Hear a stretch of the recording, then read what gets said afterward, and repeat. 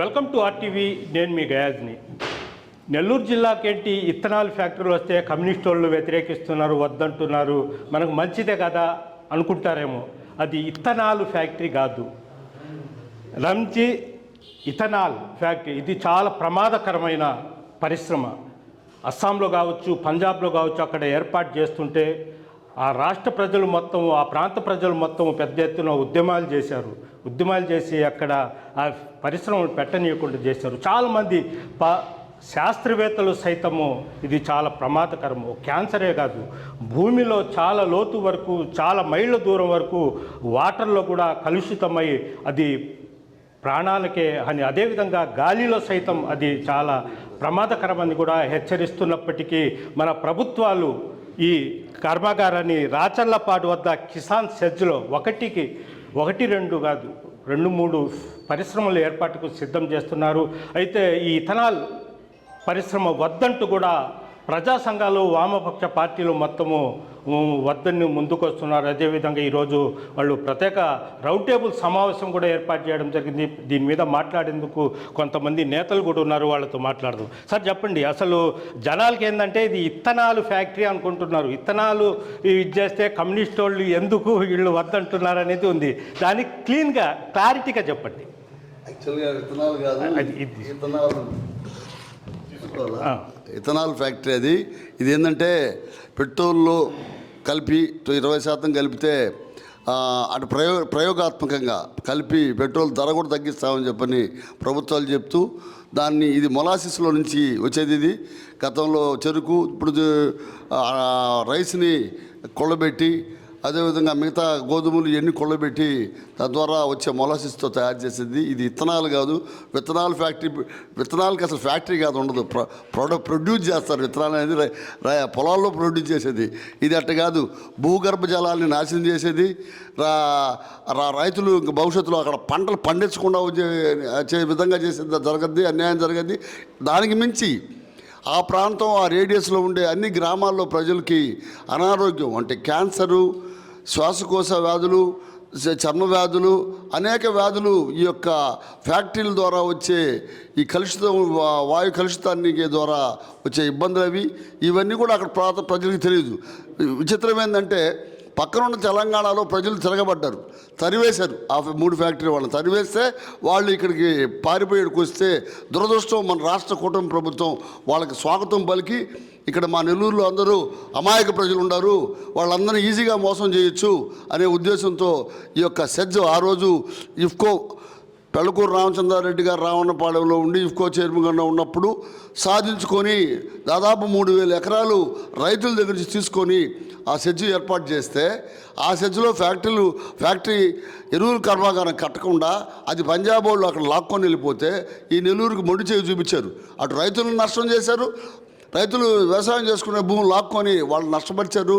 ఆ భూములు బీడు భూములుగా పెట్టి ఏదో 1-2 ప్రైవేట్ ఫ్యాక్టరీలు, అది గాలి మరలు తయారు చేసే ఫ్యాక్టరీ, సిమెంట్స్, అటువంటి బ్యాట్కి అనుమతి చేశారు కానీ తప్ప, అదే కానీ ఆ రోజే ప్రభుత్వం కానీ ఈ ఫ్యాక్టరీ కట్టుంటే, ఎరువుల ఫ్యాక్టరీ కట్టుంటే ఎంతోమందికి ఉద్యోగాలు వచ్చి ఈ ప్రాంతంలో రైతులు కూడా బాగుపడి ఉండేవాళ్ళు. కానీ ఇవాళ ఈ ఇథనాల్ ఫ్యాక్టరీ కానీ పెడితే, ఆ 3 ఫ్యాక్టరీలు కానీ పెడితే, ఏ ఫ్యాక్టరీ పెట్టినా ఆ ప్రాంతంలో ప్రజలకి చాలా ఇబ్బందులు, ఆరోగ్యం చెడిపోద్ది.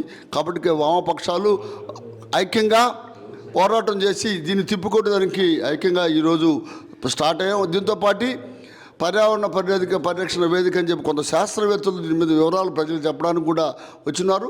30వ తారీఖు పబ్లిక్ హీరింగ్ ఉంది, దాంట్లో మేము పాల్గొంటాం.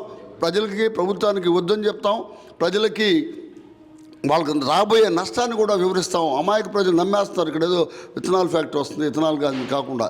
ఇవాళ ఇంకోటి కూడా ఆ ప్రాంత ఎమ్మెల్యే గారికి, ఆ విధంగా వేమిరెడ్డి ప్రభాకర్ రెడ్డి ఎంపీ గారికి, మీరేమో గ్రామాన విపిఆర్ ట్రస్ట్ పేరుతో మంచినీళ్ళు ఇస్తున్నారు, అదేదో మంచినీళ్ళ పాయింట్లు పెడుతున్నారు. ఇవాళ భూగర్భ జలాలని నాశనం చేసి మీరు చేసిన తర్వాత మీకు మంచినీళ్ళు ఆడ వస్తాయి. మీరు నిజంగా చిత్తశుద్ధి ఉంటే ప్రభుత్వాలు పక్కన పెట్టండి, రాజకీయాలు పక్కన పెట్టండి. ప్రజలే ఈ మీరు అనుకున్నట్టు ప్రజలే పాలకులు కాబట్టి ఖచ్చితంగా ప్రజా ఆరోగ్యం దృష్ట్యా ఖచ్చితంగా ఈ ఫ్యాక్టరీని వెనక్కి తిప్పుకోవటాలని మీరు కూడా చేయండి. దీని మీద చాలా అపోహలు ఉన్నాయి. మీరే దీన్ని తీసుకొచ్చి పెడుతున్నారు, కార్పొరేట్ శక్తులు ఊడిగం చేస్తారని చెప్పి అపోహలు ఉన్నాయి.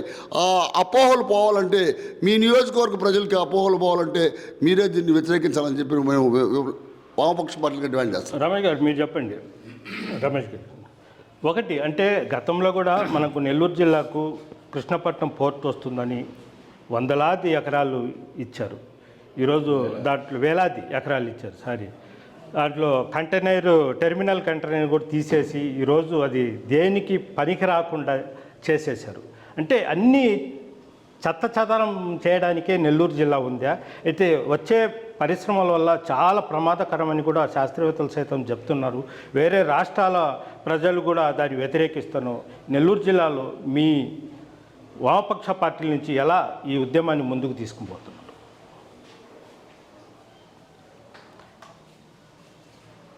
నెల్లూరు జిల్లాలో రాచర్లపాడు కిసాన్ సెజ్లో 3 ఇథనాల్ పరిశ్రమలు పెట్టబోతున్నారు. ఈ పరిశ్రమలు తెలంగాణ ప్రజలు ఎదుర్కొన్నారు, తరివేశారు. రాజస్థాన్లో కూడా తరివేశారు. ప్రజలు ఎక్కడైతే వెనక్కి నెట్టేశారో వాటిని తీసుకొని ఈ కూటమి ప్రభుత్వం ఈరోజు తీసుకొని వచ్చి నెల్లూరు జిల్లాలో రాచర్లపాడు దగ్గర పెట్టబోతున్నారు కిసాన్ సెజ్లో. దీని ప్రభావం ప్రజల ఆరోగ్యం ఎలా ఉంటుందని ఒకసారి చూస్తే దాని నుంచి విరజిమ్మేటువంటి క్యాన్సర్ కణాలు చుట్టూ 6 కిలోమీటర్లు క్యాన్సర్ కణాలు ఏర్పడి క్యాన్సర్తో వ్యాధితో ఈరోజు ప్రజలు ఇబ్బంది పడతారు. చర్మ వ్యాధులు, శ్వాసకోశ వ్యాధులు, గర్భిణీలకు ఇబ్బంది, చిన్నపిల్లలు వీళ్ళందరూ కూడా ఏంటంటే అట్లాగానే పాల ఉత్పత్తి పడిపోద్ది. ధాన్యం సంబంధించినటువంటి పంటలు దిగుబడి తగ్గిపోతుంది. ఇప్పటికే కలిగిరి చెరువు నుంచి 2.5 టీఎంసీ వాటర్ ఉంటే ఇది కూడా పుడిపోయి ఉంది, ఇప్పుడు 2 ఉంటుంది. దాని నుంచి దగదత్తికి తీసుకొని వచ్చి, అంటే దగదత్తి రాచర్లపాడు డిఆర్ ఛానల్ ద్వారా ఈ నీరు వస్తుంటే వాటి నుంచి పైప్ లైన్ నడిపి ఈరోజు తయారు చేస్తున్నారు. ఇథనాల్ని తయారు చేసేదానికి పరిశ్రమ పెట్టేదానికి ప్రయత్నం చేసే క్రమంలో అక్కడ ఉన్నటువంటి ప్రజలు దీన్ని వ్యతిరేకించే దానికోసంగా కొంతమందిని కూడగట్టేదానికి టెంపుల్స్కి 25 లక్షల రూపాయలు ఇచ్చినటువంటి పరిస్థితి కూడా మనం చూసాం. అందువల్ల అక్కడ ఉండేటువంటి ప్రజానికం వరి నుంచి కానీ, అంటే ధాన్యం ఏదైతే ఉందో రైస్ నుంచి కానీ, గోధుమల నుంచి, మొక్కజొన్న నుంచి, బార్లీ నుంచి వీటిని తయారు చేస్తారు. మొలాసిస్ తయారు చేసేదానికి వీటిని ఉపయోగిస్తారు. దాని నుంచి ఇది భూగర్భ డ్రైనేజ్ దెబ్బతినిపోద్ది, వాటర్ పొల్యూషన్ ఏర్పడద్ది. ఈ పొల్యూషన్ కూడా ఏంటంటే ఆ ఛానల్స్లో వదిలేసినందువల్ల రైతాంగానికి ఇప్పటికే ఉండేటువంటి వాటర్ చాలకుండా ఉంటే దీన్ని 1 లీటర్ తయారు చేయాలంటే 5 లీటర్ల వాటర్ అవసరం. అందువల్ల ఏంటంటే మొత్తం పంట పండించిన కాడి నుంచి చూస్తే సుమారు 30 లీటర్లు అవసరం. అందువల్ల ఈరోజు పరిశ్రమది అభివృద్ధికి మేము ఆటంకం కాదు, ప్రజలకి ఈరోజు ఆరోగ్యం కానీ డ్రైనేజీగా వాటర్గా ఉండేటువంటి భూగర్భ డ్రైనేజీ దెబ్బతింటం కానీ, వాటర్ పొల్యూషన్ రావటం కానీ, క్యాన్సర్ కణాల ఆరోగ్యం ఇవన్నీ దెబ్బతింటాయి. అందువల్ల దీన్ని మేము వ్యతిరేకిస్తున్నాం. రాబో కాలంలో కలిసి వచ్చేటువంటి రాజకీయ పార్టీలు కానీ, స్వచ్ఛంద సంస్థలు కానీ, లేదా ప్రజా సంఘాలను కలుపుకొని ఈ పరిశ్రమని ఆపేదానికి మేము ప్రయత్నం చేస్తాం. గతంలో చూసాం, కృష్ణాపట్నం పోర్టు నుంచి మనం ఈరోజు చూస్తున్నాం, ఆడ ఉండేటువంటి పంటలు ఈరోజు చూస్తున్నాం, పంటలు దిగుబడి తగ్గిపోయింది. ధాన్యం, గట్టి ధాన్యం రావటం లేదు. ఆ వచ్చేటువంటి ఆ నలుసు పొగ ఇదంతా కూడా నెల్లూరు నగరానికి చేరుకొని ఈడ కూడా ఆ ప్రాంతంలో అనేక మంది క్యాన్సర్ కణాలు ఏర్పడి క్యాన్సర్ కూడా వచ్చింది. అందువల్ల రాబో కాలంలో ఈ పరిశ్రమల్ని, ప్రజలకు హాని కలిగించే పరిశ్రమల్ని మేము వ్యతిరేకిస్తామని ఈ సందర్భంగా తెలియజేస్తాం. రాంబాబు గారు మీరు చెప్పండి. అంటే ప్రశాంతమైన చాలా చక్కటి నెల్లూరు జిల్లాలో మళ్ళీ ఇలాంటి చెత్త పరిశ్రమల వల్ల జరగబోయే పరిణామాలు ఇవి. సోదరులారా, భారతదేశంలో ఎక్కడ తరిమేసిన పరిశ్రమకైనా స్వాగతం పలకడానికి కూటమి ప్రభుత్వం రెడీగా ఉంది. ఇక్కడ ప్రజల ప్రాణాలకి అంత విలువ లేదు. వాళ్ళు ఒకటే కార్పొరేట్ కంపెనీలు రావాలి, వాళ్ళకి కావాల్సినంత భూములు ఇవ్వాలి, వాళ్ళు ఆ భూముల్ని బ్యాంకుల్లో తాకట్టు పెట్టుకొని వేల కోట్లు గడించాలి, అందులో మాకు రావాల్సిన పావలేదో మాకు రావాలి అనే ధోరణితోనే ఈ కూటమి ప్రభుత్వం వ్యవహరిస్తుంది. ఎందుకనంటే ఇప్పుడు రేపు మాపు అణు విద్యుత్తును కూడా ప్రైవేట్ వాళ్ళకి అప్పగిస్తారంట. అణు విద్యుత్తుని కేంద్ర ప్రభుత్వం మనం ప్రకటించింది. అణు విద్యుత్తును ప్రైవేట్ వాళ్ళకి అప్పగిస్తే మిగతా రాష్ట్రాలు, ఆఖరికి బీజేపీ పాలిత రాష్ట్రాలు కూడా వ్యతిరేకిస్తున్న కూటమి ప్రభుత్వం రెడీ అయిపోద్ది.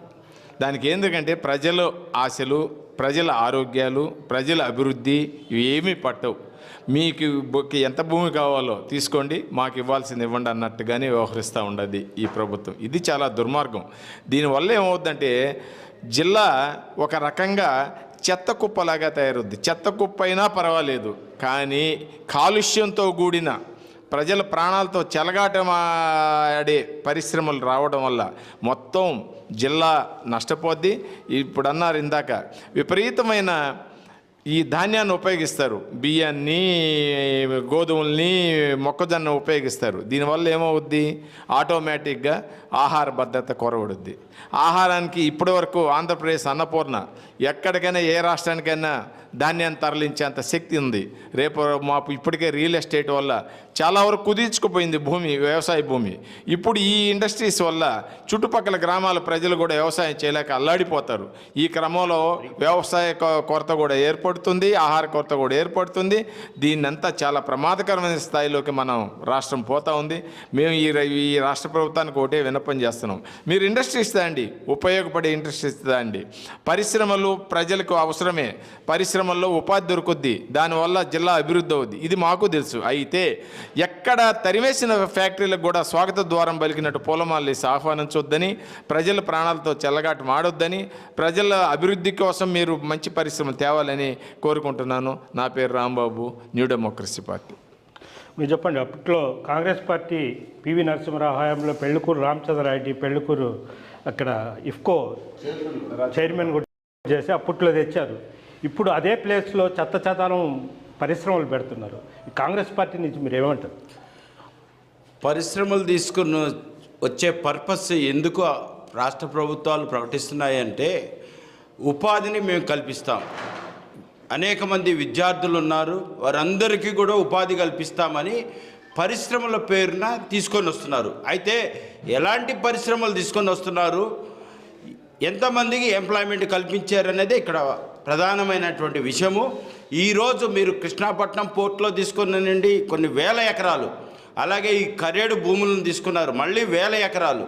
ఈరోజు ఇఫ్కో సెజ్లు 25 సంవత్సరాల క్రితం ఆడ కూడా వందల వేల ఎకరాలు. ఈ విధంగా గవర్నమెంట్ ఆ యొక్క ల్యాండ్ని ఉచితంగా కార్పొరేట్ సంస్థలకు సంవత్సరాలు, దశాబ్దాల తరబడి వాళ్ళు ఫ్యాక్టరీలు పెట్టినా పెట్టకపోయినా ఇచ్చేసి ఆ విధంగా కొంతమంది చేతులు దులుపుకున్నారు. అయితే దీనివల్ల ఈరోజు కృష్ణాపట్నం పోర్టు మనం ఒక ఎగ్జాంపుల్గా నెల్లూరు జిల్లాలో తీసుకుంటే ఎంతమంది నెల్లూరులో ఉండే విద్యార్థులకు ఉపాధి కల్పించింది అనేది ప్రశ్న. దీని మీద ఆ రోజు కలెక్టర్ గారు కానీ ఆ భూములు సమీకరించినప్పుడు వాళ్ళు ఆ చుట్టుపక్కల ఉండే మత్స్యకారులకు కానీ వాళ్ళు చేసిన ప్రామిసులు ఎంత మాత్రం ఫుల్ఫిల్ అయిందో మనం ఇప్పుడు అక్కడ వెళ్తే ఎవరికైనా అర్థమవుతుంది. ఇవన్నీ కూడా ప్రజలని వంచన చేస్తున్నారు. విద్యార్థులని ఉపాధి లేక ఈరోజు పొరుగునున్నటువంటి చెన్నైకి కావచ్చు, బెంగళూరు కావచ్చు, హైదరాబాద్కి వలసలు వెళ్ళిపోతున్నారు. కుటుంబాలు ఈరోజు విచ్ఛిన్నమైపోతున్నాయి. విద్యార్థులకు ఎలాంటి భవిష్యత్తు లేని పరిస్థితులు. ఈ విద్యార్థులకు ఉపాధి కల్పించే పరిశ్రమలు కాదు, కానీ వాళ్ళకి పర్సంటేజీలు వచ్చేందుకోసం ఇవన్నీ కూడా ఈ పరిశ్రమలో ముందుకు తీసుకొస్తున్నారు. ఇథనాల్ పరిశ్రమ వల్ల వారికి తీవ్రమైనటువంటి ప్రజలు అనారోగ్యాలతో క్యాన్సర్ బారిన పడతారు. ఫార్మాల్డిహైడ్, అస్టాల్డిహైడ్, ఫార్మల్ యాక్రిలిన్ లాంటి పొల్యూటెంట్స్ బయటకు వస్తాయి. దీనివల్ల ఏమవుతుందంటే అనేక రకమైన తలనొప్పులు సివియర్గా ఉంటాయి, కడుపులో నొప్పులు, అబార్షన్లు జరుగుతాయి, లేకపోతే క్యాన్సర్లు, బ్లడ్ క్యాన్సర్లు, ఇలాంటి అన్ని రోగాలు వస్తాయని శాస్త్రవేత్తలు పదే పదే చెప్తున్నా కూడా ప్రజల యొక్క సమస్యల ప్రజల యొక్క గోడు వినిపించుకునే పరిస్థితి నేటి ప్రభుత్వాలు లేకుండా పోయినాయి. కాబట్టి ప్రజలను వంచకుండా ముఖ్యమంత్రి చంద్రబాబు నాయుడు గారు ఎంతో సీనియర్ పొలిటీషియన్ కాబట్టి ఆయన నమ్మి ఓటేశారు. కాబట్టి ఈ నెల్లూరు ప్రజలు ఈ పచ్చదనాన్ని పూర్తిగా నిర్మూలన చేయకుండా ప్రజల యొక్క సమస్యలను, బాధలను, వాళ్ళ గోడుని, వాళ్ళ ఆకలిని, వాళ్ళ యొక్క హక్కుల్ని కాపాడాలని మేము కాంగ్రెస్ పార్టీ తరఫున డిమాండ్ చేస్తున్నాం.